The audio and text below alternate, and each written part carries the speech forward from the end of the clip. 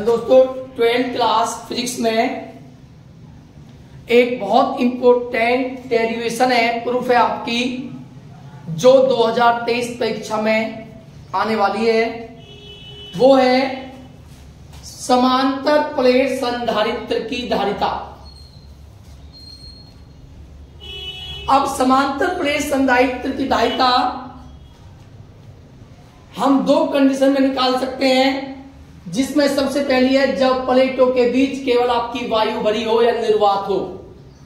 यानी जो प्लेट होती है, समांतर प्लेट होती है, उनके बीच आपकी वायु भरी हुई है या निर्वात है, या कोई माध्यम हम पूरे में भर सकते हैं। प्लेट के बीच पूर्ण रूप से कोई माध्यम भरा हो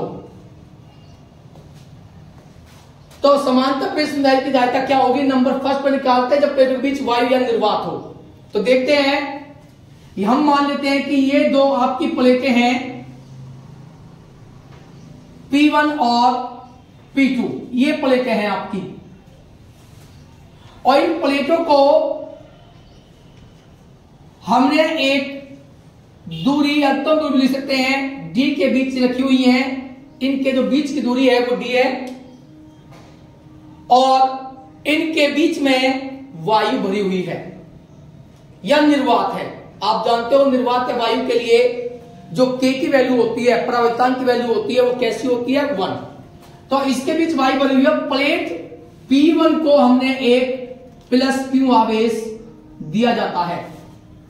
तो जब प्लस Q आवेश आपने P1 प्लेट को दिया, तो जो P2 प्लेट है, उस प्लेट P2 पर प्रेरण के कारण एक आवेश आ जाता है आपका -Q, जो उस प्लेट पर एक समान रूप से क्या हो जाता है, वितरित हो जाता है।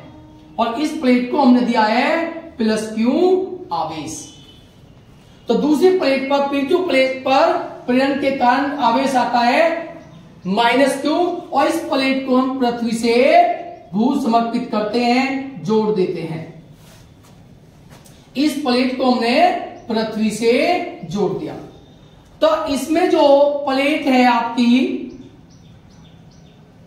P1 और P2 समांतर प्लेटें हैं, इनके बीच किसी भी बिंदु पर अगर आप वैद्युत क्षेत्र की तीव्रता देखोगे, तो वैद्युत क्षेत्र की तीव्रता हर बिंदु पर समान होगी। प्लेटों के बीच हर बिंदु पर समान होगी।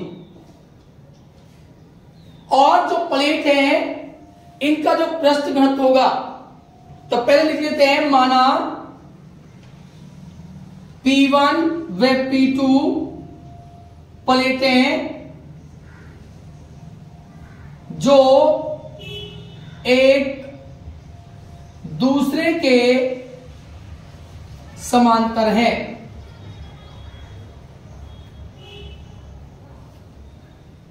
D मीटर दूरी पर स्थित है। इनके जो बीच की दूरी है वो D है। जब प्लेट P1 को प्लस Q आवेश दिया जाता है, तो प्रेरण के कारण प्लेट P2 पर -Q आवेश आ जाता है। तो प्रेरण के कारण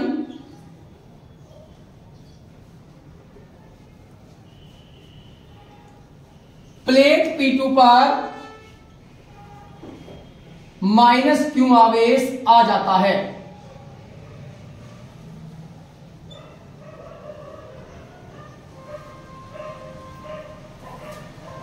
और प्लेट P2 को पृथ्वी से जोड़ देते हैं। प्लेट P2 को पृथ्वी से जोड़ देते हैं।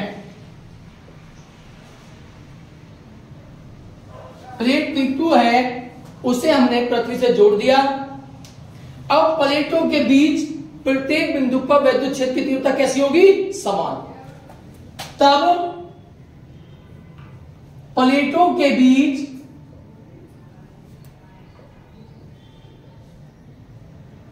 प्रत्येक बिंदु पर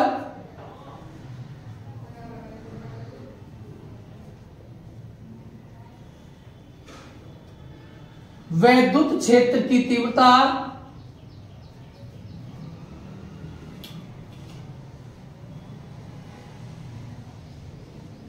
समान होगी। यानी कि इसके अंदर दोनों प्लेटों के बीच हर बिंदु पर वैद्युत क्षेत्र की तीव्रता कैसी होगी? समान होगी। परंतु जो प्लेटों का पृष्ठ घनत्व होता है, आपने पृष्ठ घनत्व पढ़ा है,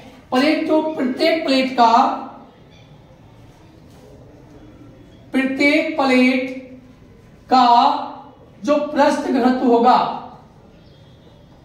जिसे हम सिग्मा से शो करते हैं, सिग्मा इक्वल होता है Q/A, समान होगा, परंतु विपरीत समान होगा।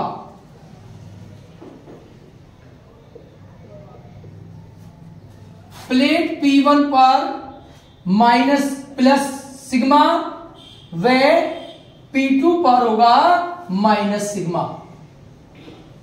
यानी कि प्लेट P1 का जो पृष्ठ घनत्व होगा वो प्लस में होगा और प्लेट P2 का जो पृष्ठ घनत्व होगा वो माइनस में होगा, और पृष्ठ घनत्व होता है Q/A। तो ये निकाला पृष्ठ घनत्व हमने Q दोनों प्लेटों का होगा। अब अगर हम प्लेटों के बीच हम किसी बिंदु पर वैद्युत क्षेत्र की तीव्रता निकालें, तो प्लेटों के बीच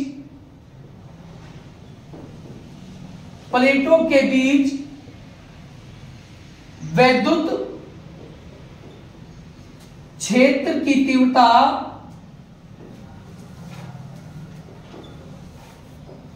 E इक्वल होगी, जो प्लेटों के बीच हम वैद्युत क्षेत्र की तीव्रता निकालते हैं तो एक फॉर्मूला होता है, निकल के आता है आपका σ/K ε0। ये एक फॉर्मूला होता है E इक्वल टू σ/K ε0।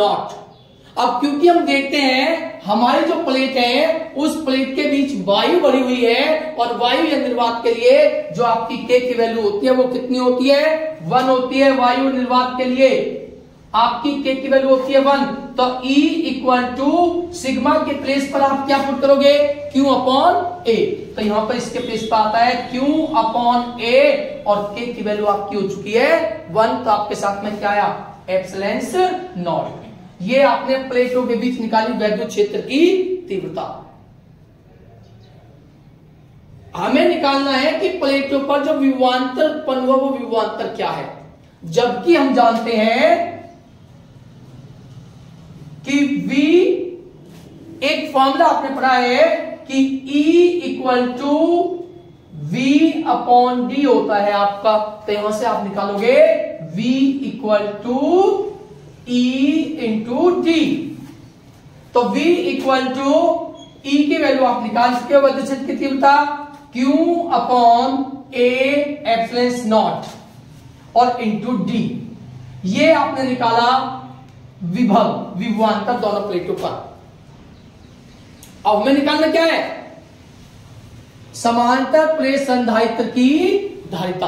तो हम जानते हैं कि जो धारिता होती है वो होती है C, और C का फॉर्म होता है Q/A। तो आपका निकल के आता है C इक्वल टू Q और धारिता Q/V। तो Q/V के प्लेस पर QD/A ε0। तो आपका Q से Q क्या हो जाएगा? कैंसिल। तो C इक्वल क्या हुआ? ये ऊपर जाएंगे A ε0/D। ये आपका फॉर्मूला है, ये समांतर प्लेट संधारित्र का फॉर्मूला है, जबकि प्लेटों के बीच भरी हुई वायु है या निर्वात है। अब इसमें कंडीशन ये बनती है, यदि प्लेटों के बीच कोई परावैद्युतांक भरा हुआ है K, तो वो होगा, अगर परावैद्युतांक K भरा हुआ है तो यहां पर आपका जाएगी C equal to KA ε0/D। अगर परावैद्युतांक भरा हुआ है K है प्लेटों के बीच, तो आपका जो है यहां पर K चलेगा ε0 के साथ में, तो यहां पर भी क्या जाएगा ε0 के साथ में आपका K। तो आपका फॉर्मूला बन जाएगा KA ε0/D। ये पहली डेरिवेशन है समांतर प्लेट संधारित्र की, जबकि प्लेटों के बीच वायु है, निर्वात है या कोई भी परावैद्युतांक पूरे प्लेटों के बीच में भरा हुआ है पूर्ण रूप से, ये पूर्ण रूप से भरा हुआ है। दूसरी इसकी डेरिवेशन है जब प्लेटों के बीच परावैद्युतांक आंशिक रूप से भरा हुआ हो। तो दूसरी डेरिवेशन है जब प्लेटों के बीच परावैद्युत पदार्थ आंशिक रूप से भरा हो। प्लेटों के बीच परावैद्युत पदार्थ आंशिक रूप से भरा हो।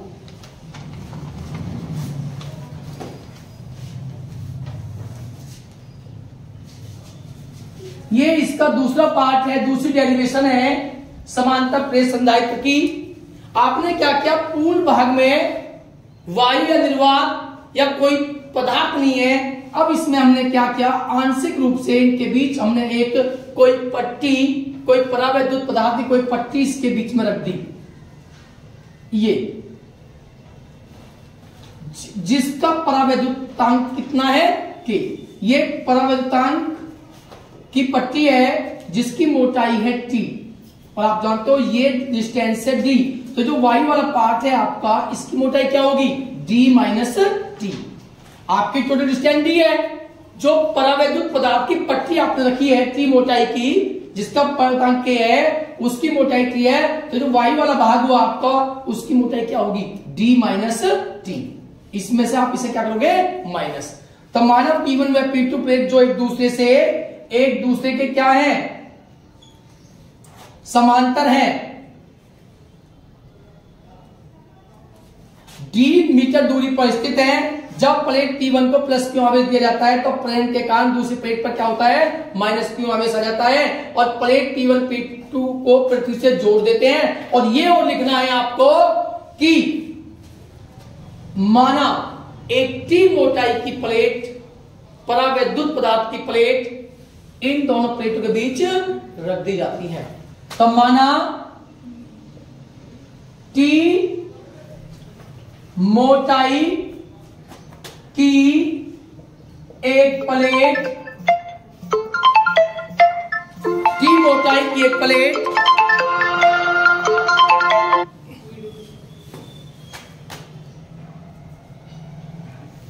दोनों प्लेटों P1 व P2 के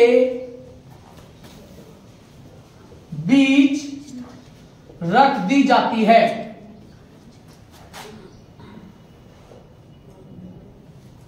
ये टी मोटाई की प्लेट P1 और P2 प्लेट के बीच में रख दी जाती है। तो इसमें परावैद्युतांक के और जो वायु वाला भाग है उसके लिए केवल क्या होगी, 1।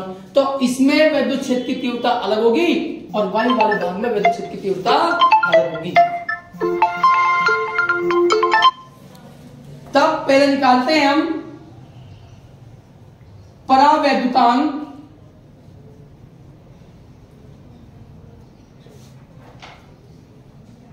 वाले भाग में वैद्युत क्षेत्र की तीव्रता। जो परावैद्युतांक वाला भाग है आपका, उस परावैद्युतांक वाले भाग में वैद्युत क्षेत्र की तीव्रता क्या होगी। तो आप जानते हो, मैंने पिछले में दिखाया आपको कि जो वैद्युत क्षेत्र की तीव्रता होती है वो होती है सिग्मा अपॉन के एप्सिलॉन नॉट। और आप जानते हो कि जो सिग्मा होता है वो होता है क्यू अपॉन ए इंटू के एप्सिलॉन नॉट। ये परावैद्युतांक वाले भाग में आपकी वैद्युत क्षेत्र की तीव्रता है। फिर निकालते हैं जो वायु वाला भाग है उसमें वैद्युत क्षेत्र की तीव्रता क्या है।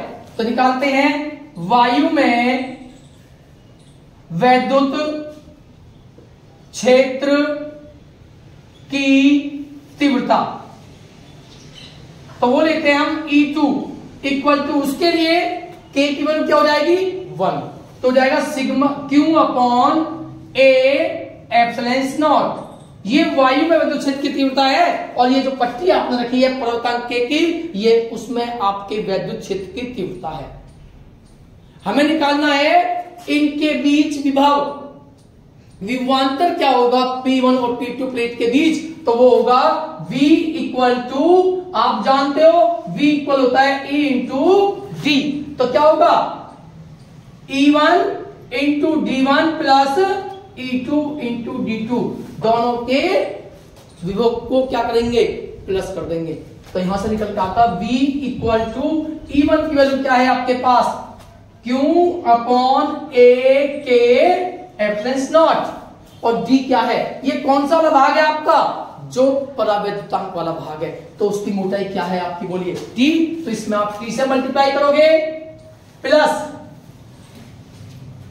बोलिए E2 की वैल्यू क्या है Q upon A epsilon not, और जो आपका वायु वाला भाग है E2 उसकी मोटाई क्या है D माइनस T, तो वो होगी D माइनस T, तो V इक्वल टू आपका क्या कॉमन है Q अपॉन A और एप्सिलॉन नॉट आपका कॉमन है, तो आपका क्या बचेगा यहां पर Q common, A common, epsilon not common, क्या आएगा T अपॉन K प्लस यहां पे क्या बचेगा D माइनस T, ये निकल के आता है आपका V की वैल्यू।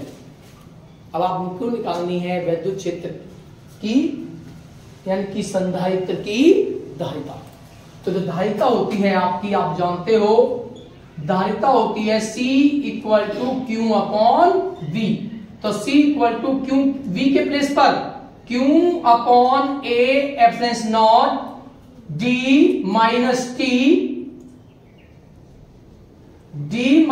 T और plus T upon K, Q से आपका Q कैंसिल, तो C इक्वल टू होगा A epsilon naught upon D minus T plus T upon K, ये आपका समांतर प्लेट संधारित्र की धारिता का व्यंजक है, जबकि प्लेटों के बीच परावैद्युतांक आंशिक रूप से भरा हो। तो ये दोनों डेरिवेशन में से आपको एक डेरिवेशन 2023 की परीक्षा में मिलती है, और इस पर न्यूमेरिकल अगर बाय द वे डेरिवेशन नहीं आती है तो आपको न्यूमेरिकल 100% मिलता है पेपर में, तो आपको ये तैयार करनी है, और वीडियो को ज्यादा लाइक करें और सब्सक्राइब करें।